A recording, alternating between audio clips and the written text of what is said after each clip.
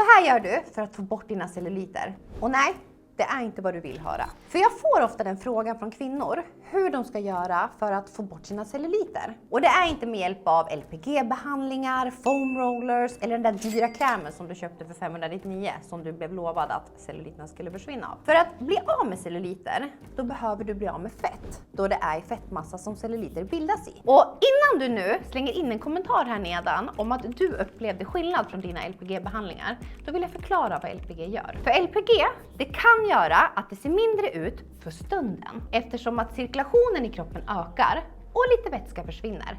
Men det är bara tillfälligt. Så det som krävs är helt enkelt en kombination av rätt kost och träning för att du ska bli av med dem. Men kom ihåg att celluliter, det är helt normalt och nästan alla kvinnor har dem. Och det är absolut ingenting man ska skämmas över. Men vill du minska dem, ja, då är det inte krämer eller behandlingar som gäller. Utan det som gäller, det är kost och träning.